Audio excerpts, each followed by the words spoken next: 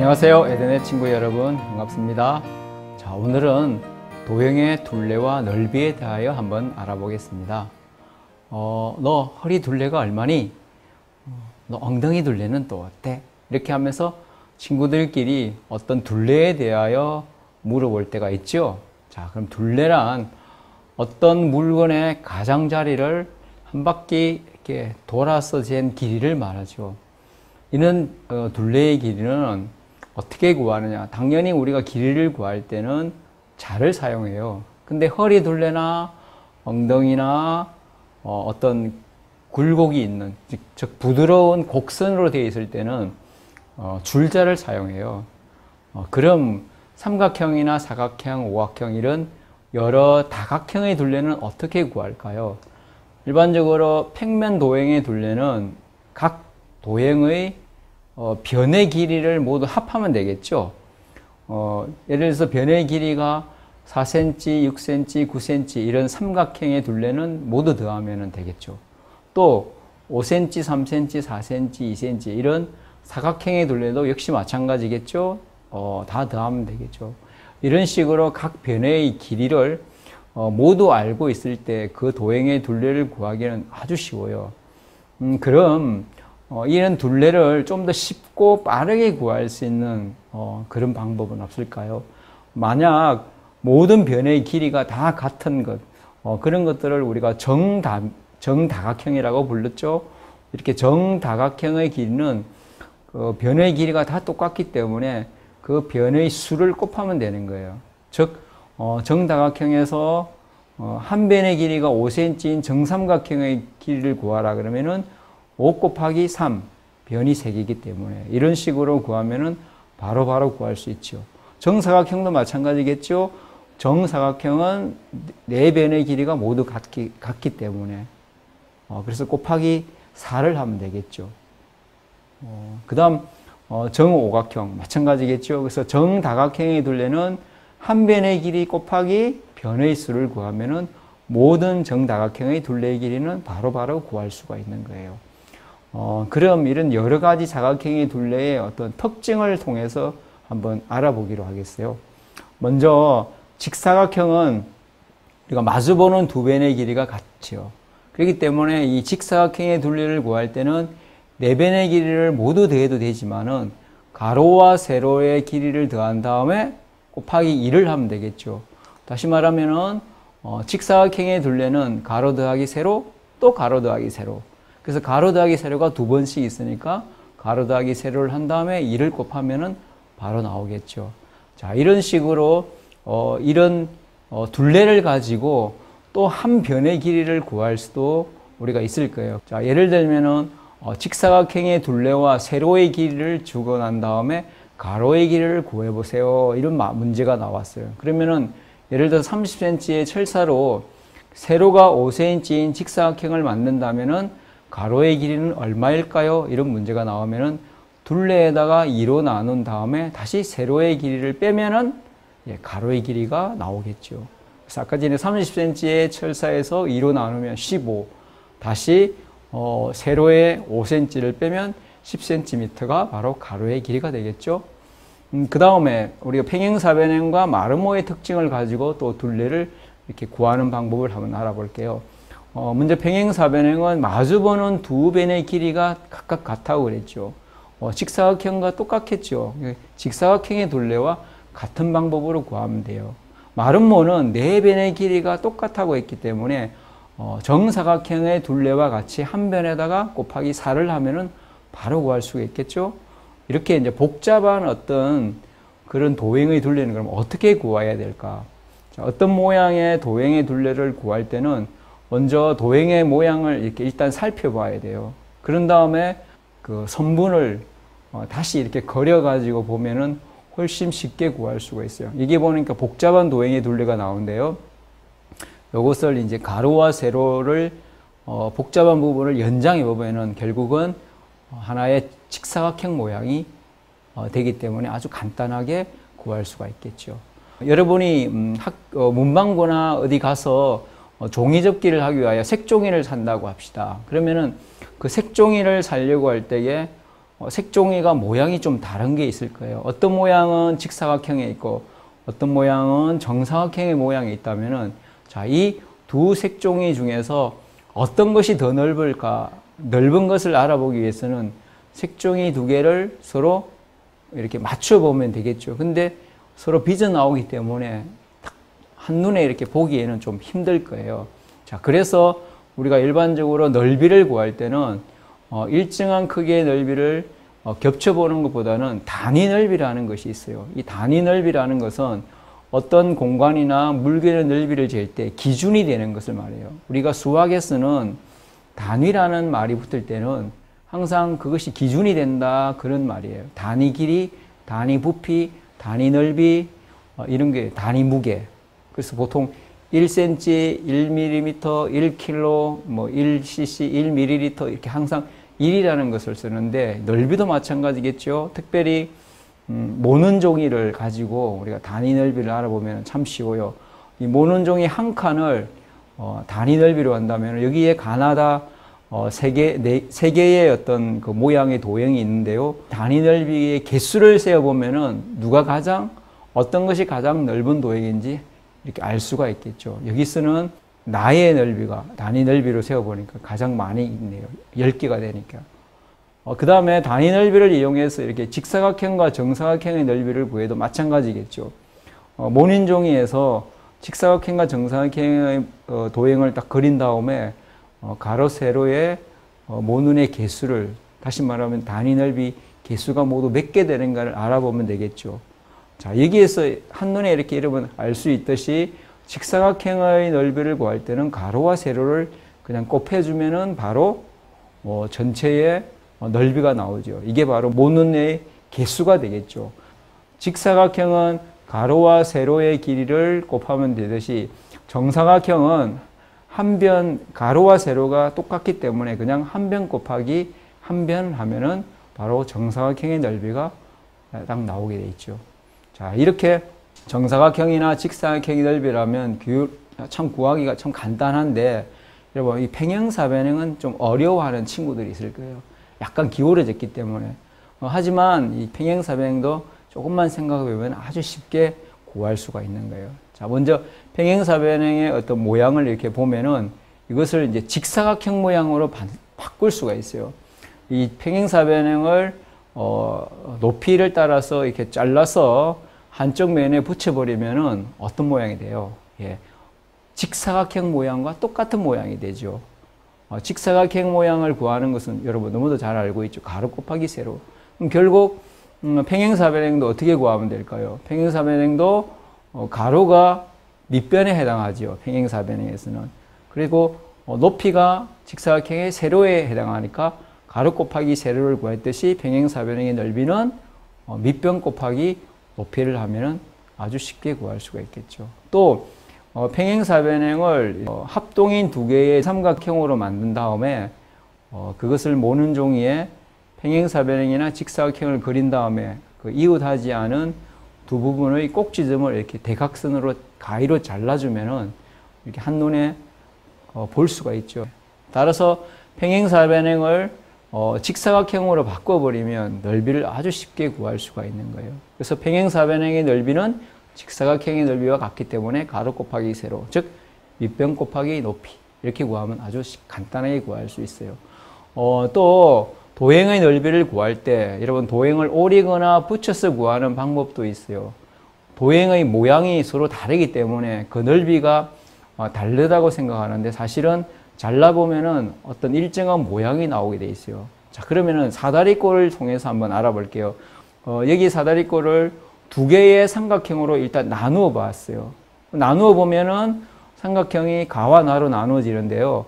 사다리꼴의 윗변과 아랫변 이 두 변을 삼각형의 밑변으로 생각하면 되겠죠. 삼각형 구하는 넓이 구하는 식은 여러분 알죠? 밑변 곱하기 높이 그 다음 나누기 2를 하면 되죠. 그러면 가와 나의 삼각형 두 개를 각각의 넓이를 구한 다음에 두 개를 더해주면은 사다리꼴의 넓이가 나오겠죠.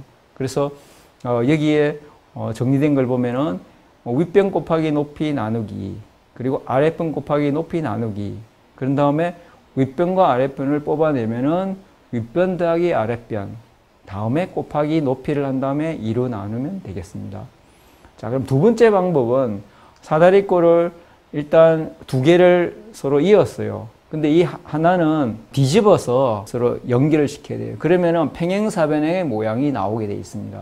이렇게 두 개의 사다리꼴을 서로 거꾸로 붙여서 평행사변을 만들면은 우리가 평행사변의 넓이 구할 때는 어떻게 구하면 됐습니까? 밑변 곱하기 높이 하면 되겠죠. 그러면은 이 사다리꼴의 아랫변과 윗변을 서로 더한 것이 밑변이 되겠죠. 그 다음에 높이는 똑같기 때문에 결국은 밑변 곱하기 높이를 한 다음에 아까 전에 사다리꼴이 두 개를 붙였기 때문에 2로 나눠줘야만이 한 개의 사다리꼴이 나오겠죠. 그래서 평행사변행에서 어떤 면에서 나누기 2를 하면은 사다리꼴이 나오기 때문에 평행사변행의 넓이 나누기 2를 하면 되겠죠. 이것이 바로 평행사변행의 넓이가 어떻게 된다겠어요? 밑변 곱하기 높이라고 했죠. 이때 밑변은 윗변과 아랫변을 더한 것이기 때문에 그래서 사다리꼴의 넓이의 공식이 아까 전에 첫 번째하고 똑같이 나오죠. 자, 또 한 변을 그 빗변을 따라서 평행사변형과 삼각형으로 두 개로 나누어 버리면은 하나는 평행사변형을 구하고 또 하나는 삼각형을 구하면은 전체 사다리꼴의 넓이를 구할 수가 있는 거예요. 이렇게 똑같은 한 도형을 가지고 여러 방향으로 잘라서 구하면은 아주 쉽게 구할 수 있어요. 우리 친구들이 가장 간편한 방법, 쉬운 방법을 나는 이것이 가장 쉽다면 그 방법을 택하면 되겠죠. 자, 그 다음에 이제 마름모를 한번 알아보겠는데요. 이 마름모는 직각삼각형으로 나누어서 넓이를 구할 수 있는데요. 이 그림처럼 마름모를 두 대각선으로 나누면 4개의 직각삼각형이 나와요. 이걸 가지고 이 직각삼각형 4개를 구해서 각각 구한 다음에 곱하기 4를 하면 되겠죠. 자, 이런 식으로 마름모의 대각선을 긋고 그 대각선을 평행인선을 그으면은 사실은 이 마름모를 둘러싸고 있는 직사각형의 모양이 만들어집니다. 이렇게 마름모는 직사각형의 반이 되겠죠. 그래서 마름모의 넓이는 이 대각선이 바로 직사각형의 가로와 세로에 해당되기 때문에 한 대각선 곱하기 한 대각선, 그런 다음에 2로 나눠주면은 마름모의 넓이도 우리가 구할 수가 있는 거예요. 자, 우리가 넓이를 구하는데 이런 도형의 넓이보다도 훨씬 더 큰 넓이의 단위가 있는데요. 그 큰 넓이의 단위에 대해 한번 알아보겠어요. 먼저 여기에 보니까 R라는 말과 헥타르 그리고 제곱킬로미터라는 단위가 있는데요. 이게 1R라는 것은 한 변이 10m인 그런 정사각형의 넓이를 말하는 거예요. 그리고 1헥타르는 한 변의 길이가 100m. 100m면 여러분 학교 운동장을 생각해 보면 되겠죠. 운동회 같은 거 할 때 100m 달리기 할 때 한참 되죠. 그 가로 세로의 즉 정사각형의 넓이에 해당하는 100m에 해당하는 넓이가 1헥타르예요. 그리고 1제곱킬로미터. 자, 이것은 한 변이 1000m, 1km가 되겠죠. 야, 여러분 1km면은 엄청 멀죠.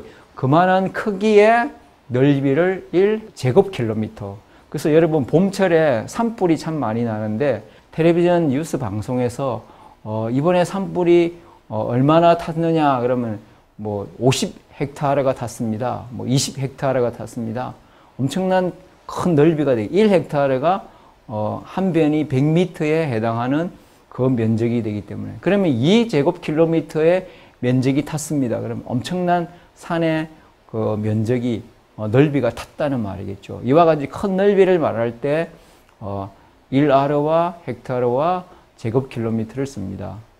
이런 차이가 매우 크기 때문에 중간 크기의 땅을 나타내기는 좀 어려워요. R와 헥타르와 같은 중간 단위가 그래서 필요한데요. 한 변의 길이가 10m인 아까 말했죠. 정사각형의 넓이를 1R 그리고 한 변의 길이가 100m인 정사각형의 넓이를 1헥타르 그리고 한 변의 길이가 1000m인 정사각형의 넓이가 1제곱킬로미터가 되겠죠. 자, 이런 넓이와 단위 사이의 관계는 제곱이라는 말을 쓸 때는 넓이의 단위가 되기 때문에 한번 깡충깡충 뛸 때마다 동그라미가 2개씩, 그러니까 100배씩 100배씩 많아진다고 생각하면 되겠습니다. 자, 이렇게 둘레와 단위를 한번 알아봤는데요. 만약에 복잡한 어떤 도형의 둘레와 넓이를 알아보는 문제가 나오면은 어떻게 구하느냐. 먼저 둘레의 길이를 구할 때는 일반적으로 가와 나의 그 도형이 있는데, 가는 좀 복잡하게 보이지만 사실은 여기에 있는 둘레를 다 더해 보면은 나의 둘레의 길이와 똑같아요. 그러면 이 가와 나의 둘레가 똑같기 때문에 넓이는 어떨까 생각하면은, 일반적으로 보면은 둘레가 같으면 넓이도 같다 생각하는데 사실은 같지 않아요. 한번 구해 볼까요? 일단 나의 넓이는 우리가 가로 세로를 구하면 바로 구할 수 있어요. 근데 가는 삐뚤삐뚤하기 때문에 이것을 잘라보든지, 그렇지 않으면은 이렇게 점선만큼 전체를 구한 다음에 이 빈 공간만큼을 빼버리면 되죠.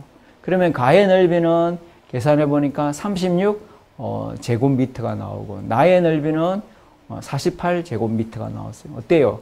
둘레는 같지만은 넓이는 다르죠. 나의 넓이가 훨씬 더 크죠. 자, 이처럼 둘레의 길이가 같아도 넓이가 다를 수 있다는 것을 우리가 알 수 있어요. 자, 그러면은 우리가 하나님 말씀을 배울 때 2000년 전에 그리스도께서 그의 12 제자들에게 진리를 말씀하시는데요. 제자들은 그 진리의 넓이나 깊이나 그 가치를 거의 인식하지도 못하고 깨달지 못할 때가 참 많았어요. 그럼 오늘날에 하나님의 백성이라는 우리들도 그와 같은 상태에 있을 수가 있어요.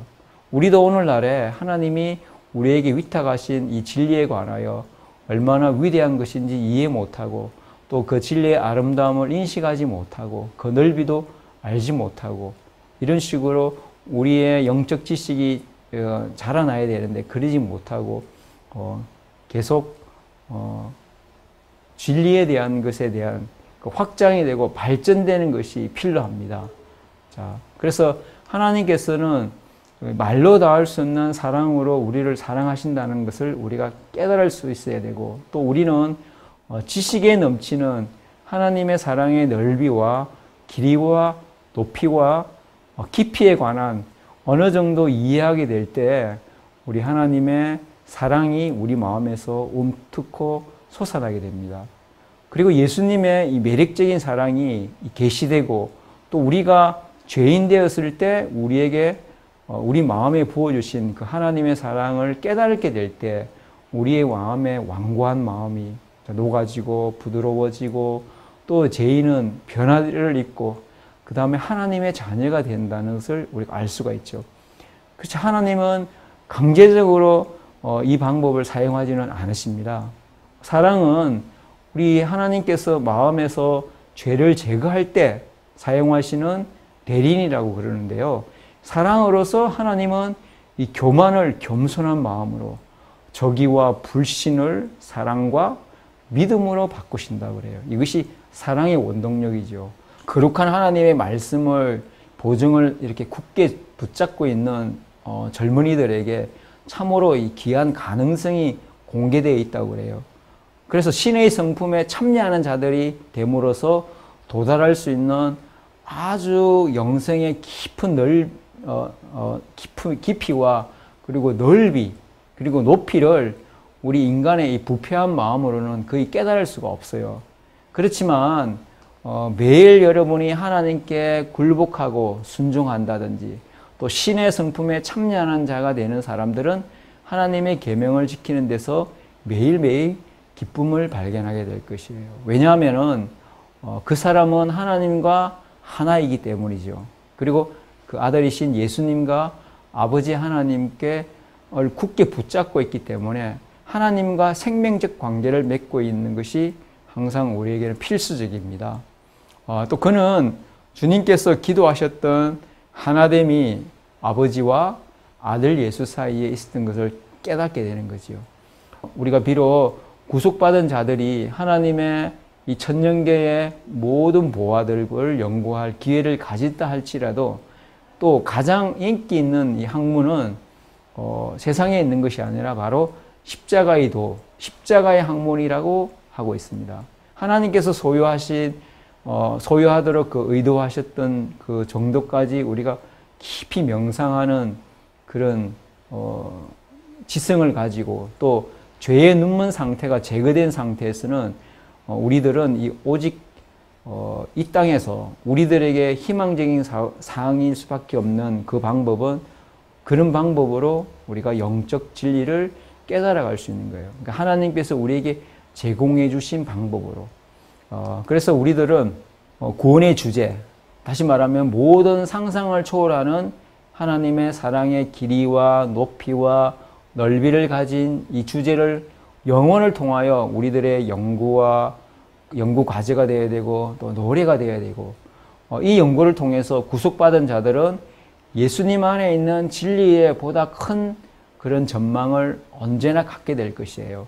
우리는 이 세상에서 놀라운 속죄의 문제를 깨닫기 시작할 것입니다. 이 땅에서는 우리는 유한한 이해력으로 치욕과 영광, 생명과 죽음, 십자가에서 만난 공의와 자비를 더욱 열렬하게 숙고할 수 있게 되는 것입니다. 하지만 우리의 지력을, 생각을 최대한으로 발휘할지라도 우리는 그 의미를 이 땅에서는 완전히 파악할 수는 없는 거예요. 그래서 구속의 사랑의 깊이와 길이와 넓이 또 높이 이런 것들은 그냥 어렴풋이 이해할 뿐이에요.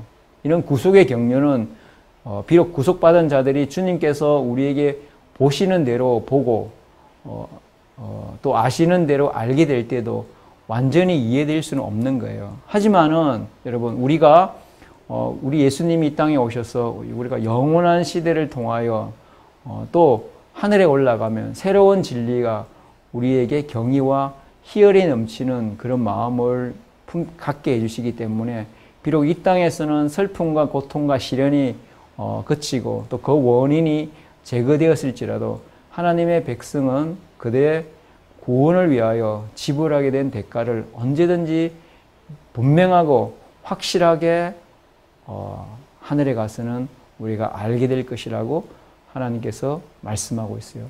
우리에게 이 땅에서 여러 가지 어려움과 시련이 있을지라도 우리를 향한 하나님의 사랑의 넓이와 길이와 깊이와 높이를 안다면은 더욱더 하나님을 사랑하는 마음을 더 가지게 될 거예요.